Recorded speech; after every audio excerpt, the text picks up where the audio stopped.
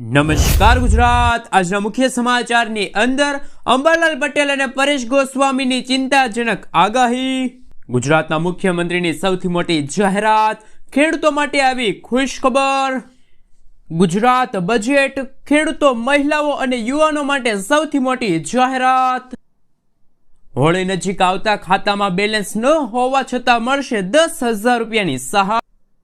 જાણો કઈ તારીખે ખેડૂતોના ખાતામાં જમા થશે ₹2,000નો 22મો હપ્તો। તહેવારો નજીક આવતા રાશન કાર્ડ ધારકો આપે ધ્યાન, ખાદ્ય તેલના ભાવમાં થશે ઘટાડો, ખેડૂતો માટે આશાનું કિરણ, કિસાન ક્રેડિટ કાર્ડમાં મળશે હવે 5 લાખ રૂપિયાની સહાય, વાહન ચાલકો માટે ટોલ ટેક્સને લઈને નવા નિયમો, લગ્ન નોંધણી સરકારે જાહેરનામું બહાર પાડ્યું છે, મહિલાઓ માટે ખાસ યોજના, સોલાર ઘર ઘંટીની થઈ ગઈ છે સૌથી મોટી જાહેરાત, બોર્ડના વિદ્યાર્થીઓ આપે ધ્યાન, ગુજરાત સરકારનો ઐતિહાસિક નિર્ણય, પ્રધાનમંત્રી આવાસ યોજનાની સૌથી મોટી જાહેરાત, ગુજરાતના ખેડૂતોને હવે 0% વ્યાજ દરે મળશે 3 લાખ રૂપિયા સુધીનું પાક ધિરાણ, સોના ચાંદીમાં ઐતિહાસિક તેજી અને આજના સૌથી મોટા ખેડૂત સમાચાર। મિત્રો, દરેક સમાચાર, દરેક માહિતી જણાવીએ એ પહેલા ગુજરાતના જે પણ મિત્રો ચેનલ ઉપર જો પહેલી વાર આવ્યા હોય તો મિત્રો ખાસ કરીને વિડીયોને એક લાઇક કરી ચેનલને સબસ્ક્રાઇબ કરવાનું ભૂલતા નહીં। સૌથી પહેલા મિત્રો અત્યારના તાજા અને નવા હવામાન સમાચાર ઉપર નજર કરીએ તો ગુજરાતના જાણીતા હવામાન નિષ્ણાત અંબાલાલ પટેલે ગુજરાતમાં આગામી દિવસોમાં હવામાન બદલાવાની આગાહી વ્યક્ત કરી છે। 24 ફેબ્રુઆરીની આસપાસ સક્રિય થનારા વેસ્ટર્ન ડિસ્ટર્બન્સના કારણે ઉત્તર ગુજરાત, મધ્ય ગુજરાત અને દક્ષિણ ગુજરાતમાં વાદળિયું વાતાવરણ રહેશે। કચ્છમાં પણ પવનનું જોર યથાવત રહેશે। 27 ફેબ્રુઆરીથી લઈને 3 માર્ચ અને ત્યારબાદ 15 માર્ચ પછી ફરી એકવાર રાજ્યના વિવિધ ભાગોમાં હવામાનમાં મોટો પલટાવ જોવા મળી શકે છે। ત્યાર પછી મિત્રો રાજ્યમાં ઉનાળો મોડો પડશે। ગુજરાતના જાણીતા હવામાન નિષ્ણાત પરેશ ગોસ્વામીના જણાવ્યા અનુસાર વર્ષ 2026માં ગુજરાતીઓએ આકરો ઉનાળો સહન કરવા માટે હજુ રાહ જોવી પડશે। ઉત્તર પૂર્વના ઠંડા પવનોના કારણે ફેબ્રુઆરીના અંતમાં પણ તાપમાન 35 ડિગ્રીથી નીચે રહેશે। ખાસ કરીને તારીખ 24 અને 25 ફેબ્રુઆરી દરમિયાન તાપમાનમાં હજુ 1 થી 2 ડિગ્રીનો ઘટાડો થવાની શક્યતા છે। વહેલી સવારે અને રાત્રે શિયાળા જેવો અહેસાસ થતો રહેશે, તેથી કાળઝાળ ગરમીની હાલમાં કોઈ શક્યતા નથી।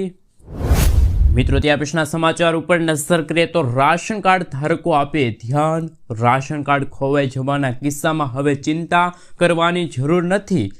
સરકાર દ્વારા ડુપ્લિકેટ રેશન કાર્ડ મેળવવાની પ્રક્રિયા ખૂબ જ સરળ થઈ ગઈ છે। અરજદારો હવે ઓનલાઈન અથવા ઓફલાઈન એમ બંને માધ્યમથી અરજી કરી શકે છે। સૌથી પહેલા નજીકના પોલીસ સ્ટેશનમાં FIR નોંધાવી ફરજિયાત છે। ત્યારબાદ રાજ્યના ખાદ્ય અને પુરવઠા વિભાગની વેબસાઇટ પર જઈને અથવા જિલ્લા કચેરીએ ફોર્મ ભરીને ડુપ્લિકેટ કાર્ડ મેળવી શકાશે। મિત્રો, ત્યાં પછીના સમાચાર ઉપર નજર કરીએ તો ખેડૂતો માટે આવી ખુશ ખબર, તુવેરની ટેકાના ભાવે ખરીદી શરૂ થઈ ગઈ છે। ગુજરાતમાં આજ રોજ 23 ફેબ્રુઆરીથી જ તુવેરની ટેકાના ભાવે ખરીદી શરૂ થઈ ગઈ છે। કૃષિમંત્રી જીતુભાઈ વાઘાણીએ જણાવ્યું કે કેબિનેટ બેઠકમાં 130 ખરીદ કેન્દ્રો પરથી ખરીદીનો નિર્ણય લેવાયો છે। ભારત સરકારે તુવેરનો ટેકાનો ભાવ 8,000 પ્રતિ ક્વિન્ટલ એટલે કે 1 મણના ભાવ 1,600 નક્કી કર્યા છે। અત્યાર સુધીમાં 1.33 લાખથી વધુ ખેડૂતોએ નોંધણી કરાવી છે। નોંધાયેલા ખેડૂતોને SMS દ્વારા જાણ કરવામાં આવશે, જેથી તેઓ નિયત સમયે પાકનું વેચાણ કરી શકે। મિત્રો, ત્યાં પછીના સમાચાર ઉપર નજર કરીએ તો ટોલ નિયમોમાં મોટો ફેરફાર, national highway authority of India દેશના ટોલ પ્લાઝાને સંપૂર્ણ ડિજિટલ બનાવવા જઈ રહી છે। 1 એપ્રિલ 2026થી દેશના તમામ નેશનલ હાઈવે પર કેશ ટ્રાન્ઝેક્શન સંપૂર્ણપણે બંધ કરી દેવામાં આવશે। હવે મુસાફરોએ ટોલ ચૂકવવા માટે માત્ર ફાસ્ટેગ અથવા UPI જેવા ડિજિટલ માધ્યમોનો જ ઉપયોગ કરવા પડશે। નેશનલ હાઈવે ઓથોરિટી ઓફ ઇન્ડિયાના જણાવ્યા અનુસાર આ નવો નિયમ દેશના 1150થી વધુ ટોલ પ્લાઝા અને એક્સપ્રેસ વે પર લાગુ કરવામાં આવશે. મિત્રો, ત્યાં વિશેના સમાચાર ઉપર નજર કરીએ તો પીએમ કિસાન યોજનાના 22મા હપ્તાની તારીખ પર મોટું અપડેટ. ખેડૂતો માટે સૌથી મોટા સમાચાર. પીએમ કિસાન સન્માન નિધિ યોજના હેઠળ કરોડો ખેડૂતો હવે 2000 રૂપિયાના 22મા હપ્તાની આતુરતાથી રાહ જોઈને બેઠા છે. સરકારી સૂત્રો અનુસાર આ હપ્તો ફેબ્રુઆરી મહિનાના અંતમાં અથવા માર્ચ મહિનાની શરૂઆતમાં હોળી પહેલાં ખેડૂતોના ખાતામાં જમા થઈ શકે છે. જોકે આ લાભ મેળવવા માટે ખેડૂતોએ ઈ-કેવાયસી અને જમીન ચકાસણી જેવી પ્રક્રિયાઓ પૂર્ણ કરવી અનિવાર્ય છે. જે ખેડૂતોના ડેટામાં વિસંગતતા હશે તેમને ₹2000નો હપ્તો નહીં મળે. મિત્રો, ત્યાં પેશના સમાચાર ઉપર નજર કરીએ તો ગુજરાત બજેટ 2026 અને 27માં ખેડૂતો માટે કઈ મોટી જાહેરાત કરવામાં આવી છે એમના વિશે વાત કરીએ તો ખેડૂતોને વીજ સહાય માટે 9,000 કરોડ રૂપિયા, તો સૂક્ષ્મ સિંચાઈ માટે 1250 કરોડ રૂપિયાની ફાળવણી કરવામાં આવી છે. ટ્રેક્ટરની ખરીદી સહાય માટે 800 કરોડ રૂપિયા, જ્યારે વિવિધ કૃષિ ઓજારોની ખરીદી માટે છે મિત્રો 765 કરોડ રૂપિયાની ફાળવણી કરવામાં આવી છે. મુખ્યમંત્રી પાક સંગ્રહ સ્ટ્રક્ચર યોજના અંતર્ગત નાના ગોડાઉન બનાવવા અંદાજિત 15,000 ખેડૂતોને 1 લાખ રૂપિયાની સહાય આપવામાં આવશે. એ માટે 150 કરોડ રૂપિયાની જોગવાઈ કરવામાં આવી છે. મોટા દૂધાળા પશુઓના ડેરી ફાર્મ માટે 32 કરોડ અને પાડી અને વાછરડી ઉછેર માટે સહાય પૂરી પાડવા માટે 12 કરોડ રૂપિયાની જોગવાઈ કરવામાં આવી છે. સાથે સાથે મિત્રો, ગુજરાત બજેટમાં મહિલાઓ માટે કઈ જાહેરાત કરવામાં આવી છે મિત્રો આપને જણાવી દઈએ તો કે પૂરક પોષણ યોજના અંતર્ગત 972 કરોડ રૂપિયાની જોગવાઈ, સાથે લખપતિ દીદી અભિયાન અંતર્ગત 47 કરોડ રૂપિયાની જોગવાઈ, નમો લક્ષ્મી યોજના માટે 1250 કરોડ રૂપિયાની જોગવાઈ, ધોરણ 9 થી 12માં ભણતી દીકરીઓના પ્રવેશ અને શિક્ષણને પ્રોત્સાહન આપવા નમો કૌશલ્ય લક્ષ્મી યોજના હેઠળ 40 કરોડ રૂપિયાની જોગવાઈ, આંગણવાડીના બાળકો, કિશોરીઓ તથા સગર્ભાઓને નરમ નાસ્તા સાથે ભોજન અને ટેક હોમ રેશન પૂરું પડાશે. મિત્રો, ત્યાર પછીના સમાચાર ઉપર નજર કરીએ તો ખાતામાં બેલેન્સ ન હોવા છતાં પણ મળશે 10,000 રૂપિયા. પ્રધાનમંત્રી જનધન યોજના હેઠળ ખાતા ધારકોને અનેક મોટા લાભ મળી રહ્યા છે.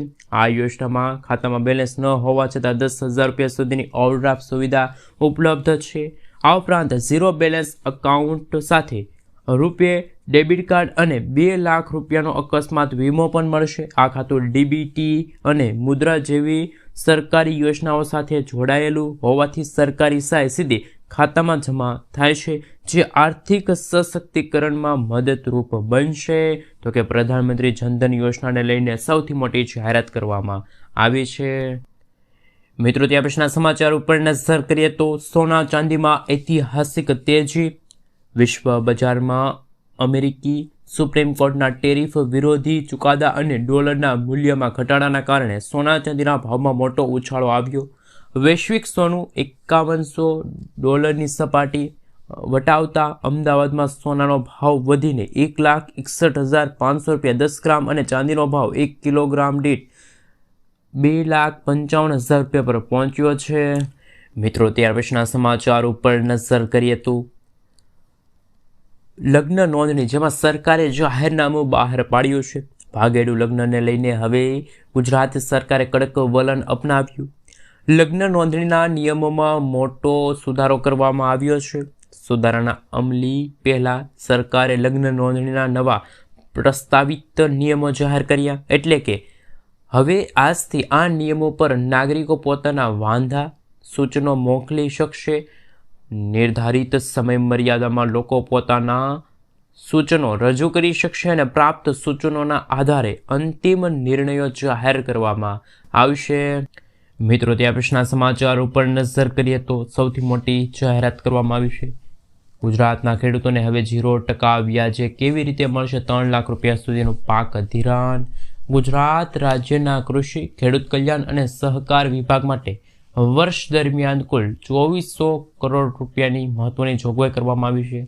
રાજ્ય સરકાર દ્વારા ખેડૂતોની આવક વધારવા, આધુનિક ટેકનોલોજી પ્રોત્સાહિત કરવા અને પશુપાલન તથા મત્સ્ય ઉદ્યોગ ક્ષેત્રને મજબૂત બનાવવા માટે વિવિધ યોજનાઓ અમલમાં મૂકવામાં આવી છે. પાક કૃષિ એ વ્યવસાય માટે ખેડૂતોને વીજ સહાય માટે 9,000 કરોડ રૂપિયાની ફાળવણી કરવામાં આવી છે. સૂક્ષ્મ સિંચાઈ માટે પણ મિત્રો 1200 કરોડ રૂપિયાની જોગવાઈ કરવામાં આવી છે.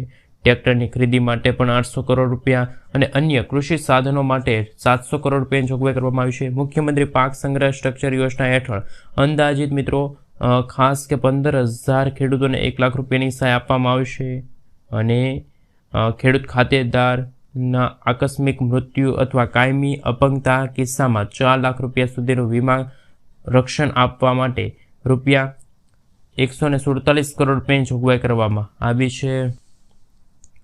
મિત્રો ત્યાર પછીના સમાચાર ઉપર નજર કરીએ તો સૌથી મોટા સમાચાર સામે આવી રહ્યા છે. ખેડૂતો માટે આશાનું કિરણ. જાણો કિસાન ક્રેડિટ કાર્ડમાં હવે કઈ રીતે મળશે 5 લાખ રૂપિયા સુધીની સહાય. ખેતીના ખર્ચને પહોંચી વળવા સરકારે ખેડૂતોને કેસીસી દ્વારા આર્થિક મજબૂતી આપી રહી છે. તાજેતરના બજેટમાં ખેડૂતોની માટે સૌથી મોટી જાહેરાત કરવામાં આવી છે. ખાસ કે કિસાન ક્રેડિટ કાર્ડ યોજનાની લોન મર્યાદા 3 લાખ રૂપિયાથી વધારીને 5 લાખ કરવામાં આવી. વ્યાજદર છે મિત્રો આપણે જણાવી દઈએ. સામાન્ય રીતે વ્યાજદર 7% હોય છે, પરંતુ જો ખેડૂત સમયસર લોન ભરપાઈ કરે છે તો 3% સુધીની સબસિડી મળે છે. એટલે કે અસરકારક વ્યાજદર માત્ર 4% રહેશે. કોણ લાભ મેળવી શકશે? જમીન ધરાવતા ખેડૂતો છે, પશુપાલકો છે, મત્સ્ય ઉદ્યોગ સાથે જોડાયેલા ખેડૂતો કે જેમની ઉંમર 18થી લઈને 75 વર્ષે તેવા તમામ ખેડૂતો છે કે જે કિસાન ક્રેડિટ કાર્ડ દ્વારા અરજી કરી શકે છે. જરૂરી દસ્તાવેજ જેમાં આધાર કાર્ડ છે, પાન કાર્ડ છે, જમીનનો ઉતારો જેમાં 7/12 અને 8A ની નકલ છે, પાસપોર્ટ સહિતના ફોટાની જરૂર પડશે. અરજી કરવાની ક્યારે છે તો કે તમારી નજીકની બેંકમાં જઈને અથવા તો પીએમ કિસાનની પોર્ટલ પર જઈને ફોર્મ ભરી શકો છો. 2 લાખ રૂપિયા સુધીની લોન માટે કોઈ પણ ગેરંટીની જરૂર પડતી નથી. મિત્રો ત્યાર પછીના સમાચાર ઉપર નજર કરીએ તો સૌથી મોટા સમાચાર સામે આવી રહ્યા છે. ગુજરાત સરકારનો સૌથી મોટો નિર્ણય. ગુજરાત સરકાર દ્વારા અલગ અલગ શહેરોમાં ટ્રાફિક વ્યવસ્થા જાળવવા માટે ટ્રાફિક પોલીસને મદદરૂપ થઈ રહેલા TRB જવાનોને માદર વેતનના દૈનિક 150 રૂપિયાનો વધારો કરવામાં આવ્યો છે. હવે ટ્રાફિક બ્રિગેડમાં ફરજ બજાવતા જવાનોને દૈનિક 300 રૂપિયાના બદલે 450 રૂપિયાનું વેતન મળશે. રાજ્ય સરકારના આ નિર્ણયથી રાજ્યમાં TRBના જવાન જે ફરજ બજાવતા જે 10,000 જવાનોને મોટો ફાયદો થશે. હોળી ભેટ પણ ગણી શકાય. મિત્રો ત્યાર પછીના સમાચાર ઉપર નજર કરીએ તો સૌથી મોટા સમાચાર સામે આવી રહ્યા છે. મોદી સરકારની મોટી ભેટ. માર્ગ અકસ્માતમાં મળશે હવે મફત સારવાર. મોદી સરકારે સામાન્ય નાગરિકોને મોટી રાહત આપતી એક મહત્વપૂર્ણ યોજના અમલમાં મૂકી છે. વડાપ્રધાન નરેન્દ્ર મોદી દ્વારા કાર્યકર દ્વારા રજૂ કરવામાં આવેલી એક PM રાહત યોજના અંતર્ગત હવે માર્ગ અકસ્માતમાં ઘાયલ થનારા લોકોને હોસ્પિટલમાં સારવાર અને કોઈપણ પ્રકારની ચૂકવણી કરવાની જરૂર રહેશે નહીં. આ યોજના ખાસ કરીને અકસ્માત પછી થતી આર્થિક મુશ્કેલીઓ દૂર કરવા માટે લાવવામાં આવી છે. માર્ગ અકસ્માત બાદ થતા મફત સારવારની સુવિધા. માર્ગ અકસ્માતનો અચાનક થાય છે. ઘણી વખત હોસ્પિટલમાં પહોંચ્યા બાદ પૈસાની વ્યવસ્થા કે કાગળ કામના કારણે સારવારમાં વિલંબ થાય છે. આવા વિલંબથી અનેક વખત જીવ જોખમમાં પડે છે.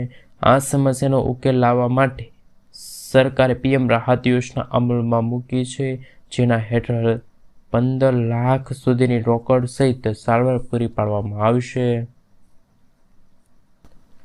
મિત્રો ત્યાર પછીના સમાચાર ઉપર નજર કરીએ તો સૌથી મોટા સમાચાર સામે આવી રહ્યા છે.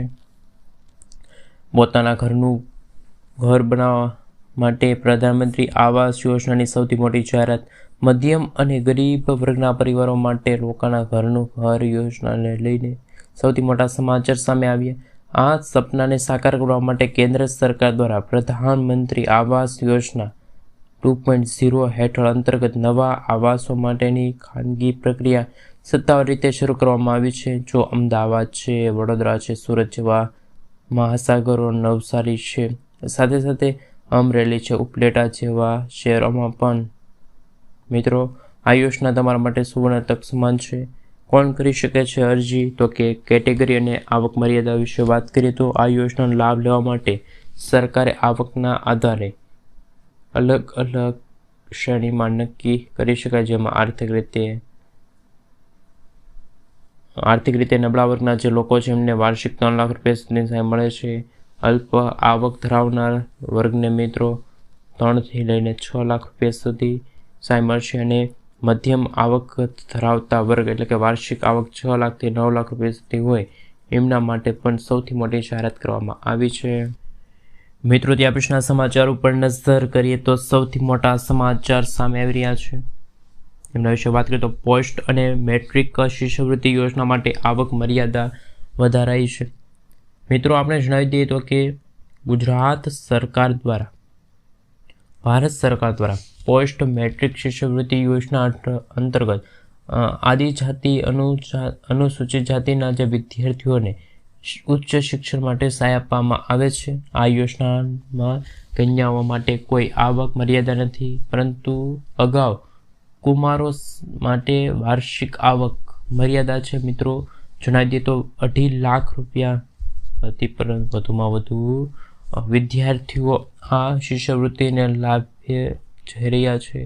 એટલે કે મિત્રો આવક મર્યાદા છે મિત્રો, તો હવે સરકાર કુમારોની વાર્ષિક આવક મર્યાદા 2.5 લાખથી વધારીને 6 લાખ કરવાની પણ જાહેરાત કરી શકે છે.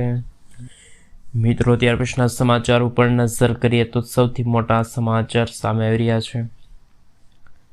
આપણે જણાવી દઈએ મિત્રો, પીએમ મોદીએ કહ્યું એટલે પાકું પાસપોર્ટ નિયમિત બદલાવો. પીએમ મોદીએ તેમના મન કી બાત સંબોધતા લોકોને ડિજિટલ છેતરપિંડીથી સાવધાન રહેવાની સલાહ આપી છે. કહ્યું કે કેવાયસી અને રી કેવાયસી પ્રક્રિયાને ખાતાઓને સુરક્ષિત રાખશે. ફક્ત બેંકો અથવા બેંક એપ્લિકેશનથી જ સંપૂર્ણપણે છે. મિત્રો સાથે સાથે તમને પાસપોર્ટ નિયમિતપણે બદલાવવાની અને ઓટીપી કોઈની સાથે શેર ન કરવાની સલાહ આપવામાં આવી છે. પાસપોર્ટ બદલાવાથી છેતરપિંડી ટાળી શકાશે. મિત્રો ત્યાર પછી જો આપણે આગળ વાત કરીએ તો સૌથી મોટા સમાચાર સામે આવી રહ્યા છે. ઘરઘંટીના લાઇટ બિલની ચિંતા છોડો, આવી ગઈ છે સોલાર ઘરઘંટી. મહિલાઓ માટે સૌથી મોટી જાહેરાત. ગ્રામીણ અને અર્ધ શહેરી વિસ્તારમાં મહિલાઓ માટે સ્વરોજગાર માટેનું એક મોટું પગલું ગણાય એવી સૌર લોટ મિલ્સા યોજના ચર્ચામાં છે. વીજળીના વધતા બિલ અને અનિયમિત પુરવઠા વચ્ચે સોલાર ઉર્જા આધારિત વોટર બિલ મહિલાઓને ઘર આધારિત કમાવાનું સશક્ત સાધન ગણી શકાય. ભારતમાં નવી અને નવીનીકરણ ઉર્જાને પ્રોત્સાહન આપવા માટે પણ વિવિધ સૌર ઉર્જાનો અમલ કરવામાં આવ્યો છે.